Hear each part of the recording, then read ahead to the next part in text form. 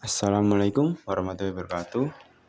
Halo semuanya, perkenalkan nama saya Muhammad Dafa Zakwan dengan NIM 2493474702044. Hari ini saya akan membahas distribusi normal di statistika, dan nanti ini saya akan memberikan soal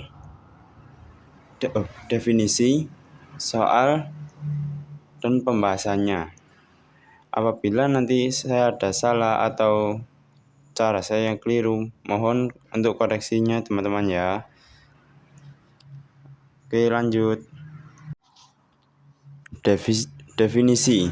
Nah, di sini saya akan menjelaskan definisi distribusi binomial yang tersebut. Distribusi binomial adalah sebuah distribusi probabilitas yang dimana hanya terdapat dua kemungkinan, yaitu iya, tidak, atau berhasil dan gagal, dan atau sebagainya. Seperti contoh, yaitu benar atau salah. Terus apalagi ya? Kayak baik atau kurang baik, dan sebagainya. Seperti kayak kita milih antara iya atau tidak, yes or no. Nah, kayak gitu teman-teman. Lanjut slide berikutnya. Sifat-sifatnya yaitu terdapat percobaan sebanyak n kali. Nah, maksud dari n ini adalah banyaknya peluang yang kita ambil atau peristiwa yang ada pada soal tersebut. Terus, setiap percobaan hanya memiliki dua kemungkinan. Ya, yang itu tadi ya teman-teman. Yang pertama yaitu iya atau tidak, berhasil atau gagal, terus baik atau kurang baik, benar atau salah, dan seterusnya. Probabilitas benar atau iya atau berhasil dinyatakan dengan variabel P. Sedangkan probabilitas lawannya, salah atau tidak atau gagal, dinyatakan dengan variabel Q, di mana Q sama dengan 1 kurangi P. Terus, hasil pada suatu percobaan bersifat independen, atau hasil satu percobaan tidak mempengaruhi lainnya. Ya, jadi kalau kita melakukan percobaan pertama itu tidak mempengaruhi percobaan kita yang lainnya. Nah, terus saya akan menjelaskan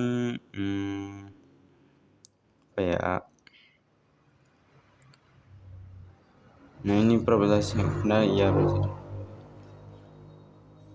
Lanjut aja deh. Nah, terus tujuannya banyaknya X sukses pada n kali percobaan dinyatakan sebagai probabilitas acak binomial. Banyaknya X itu kayak jumlah peluang, yaitu jumlah peluang yang ada pada soal atau yang disebutkan dalam soal. Terus rumus probabilitas binomial adalah PB dalam kurung X sama dengan N faktorial per X faktorial dalam kurung N kurangi X faktorial. Terus dikali P pangkat X dikali Q dalam kurung Q pangkat N kurangi X, yaitu PB itu sama dengan probabilitas binomial, sedangkan X itu jumlah peluang. Jadi kayak peluang yang akan kita coba gitu. Terus N jumlah percobaan. Jadi banyaknya percobaan yang akan kita jawab atau kita kerjakan. P untuk iya, berhasil atau benar. Q untuk tidak gagal atau salah. Nah, untuk P dan Q ini itu bisa berkebalikan ya teman-teman, tergantung apa yang disebutkan dalam soal tersebut. Terus lanjut. Contoh soal. Sebuah koin yang mempunyai dua sisi, yaitu gambar dan angka, dilempar sebanyak 10 kali. Tentukan probabilitas munculnya tepat 3 sisi angka. Lanjut. Nah, pembahasan ini. Di sini saya mohon maaf ya teman-teman, saya tidak bisa mengedit di sini. Makanya saya mengerjakan di buku tulis atau saya kerjakan secara manual, terus saya masukkan ke sini. Lanjut ke pembahasannya. Diketahui jumlah percobaan sama dengan N 10. Ini. Nah, ini itu sama dengan N. Jadi sebanyak percobaan yang kita lakukan itu sama dengan N. Terus peluang sukses P. Ini kita kan di sini kan soalnya yaitu mempunyai dua sisi. Nah, dua sisi itu peluangnya itu kan cuma 1/2. 1/2 itu sama dengan 0,5. Jadi kayak koin yang seimbang ini tuh kalau ke satu sisi yang gambar atau yang angka, jadi kayak sudah apa itu bukan valid sebenarnya, kayak kayak tepat gitu. Terus jumlah peluang X sama dengan 3. Nah, ini yang dimaksud X itu kayak gini teman-teman. Jadi kayak munculnya tepat 3 kali sisi angka itu berapa probabilitasnya. Nah, gitu. Nah, di sini saya mengerjakan ini pakai kertas ya teman-teman, maaf sebelumnya.